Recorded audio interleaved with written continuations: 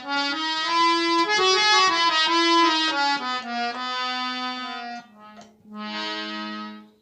दोस्तों, मैं पंडित मधुसूदन तिवारी आपके समक्ष आया हूँ। मैं आपको कन्या पुत्र के विवाह के समस्या में बताना चाहता हूँ। कन्या के विवाह में बाधाएं क्यों क्यों उपस्थित होती हैं, कन्या या लड़का इनके विवाह के में देरी क्यों होती है, उसके समक्ष में आपको बताना चाहता हूँ कि कुंडली में सप्तम भाव विवाह का कारक होता है, उससे उसकी विवाह की देखी जाती है। कन्या का विवाह लेट क्यों होता है, इसके लिए आदमी कई उपाय करना चाहता है, लेकिन उपायों से उसका काम नहीं बैठता है, विवाह समय पर नहीं हो पाता है, बड़ी परेशानियों का सामना उसको उठाना पड़ता है। इसके लिए आज मैं आपको बताना चाहता हूँ। बताएं कुंडली में क्या दोष है, क्या नहीं है, किसकी वजह से वो लेट होता है, इस सारी समस्या का समाधान आपको बताना चाहते हैं। आप उसका समाधान करें, उपाय करें।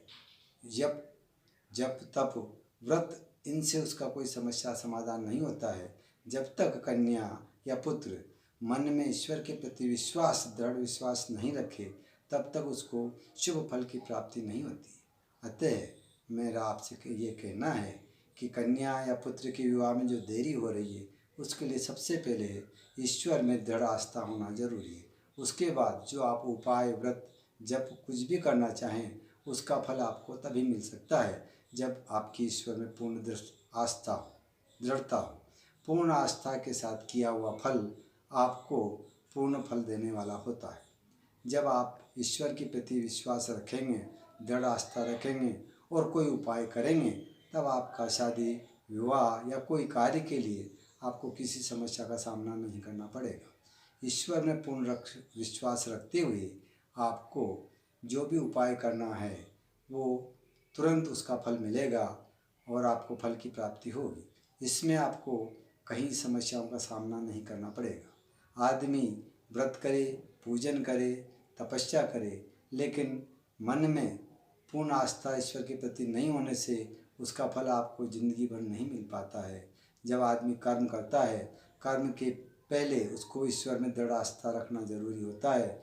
आस्था के ऊपर ही फल की प्राप्ति होती है। बिना आस्था के किया हुआ कर्म, फल, जप, तप, व्रत, इनका कोई फल नहीं होता है। उसी की वजह से आदमी जीवन पर्यंत परेशानियों में घुटता रहता है। परेशानियों का मुख्य कारण ही यही है कि ईश्वर में आस्था नहीं होना। ईश्वर में आस्था होने के बाद आदमी धीरे धीरे अपने मार्ग पर बढ़ता जाता है और पुत्री की विवाह में जो देरी है उसकी समस्या तुरंत समाधान हो जाता है। मैं आज आपको समक्ष यही बात बताने आया हूँ। आपको जो कोई परेशानी हो, पुत्री की विवाह में जो देरी हो रही है, इसके लिए आप मेरे नंबर पर YouTube पर आप डाल सकते हैं। मैं आपको आपकी समस्या का समाधान तुरंत बताऊंगा और आपको सही रास्ते पर लगाऊंगा, ताकि उससे आपकी परेशानी जीवन में जो आ रही है उनसे आपको समाधान मिल सके, समस्याओं का निपटारा हो सके। इसके लिए आप कभी भी कांटेक्ट कर सकते हैं मेरे नंबर पर। मैं आपको इसका फल बताऊंगा।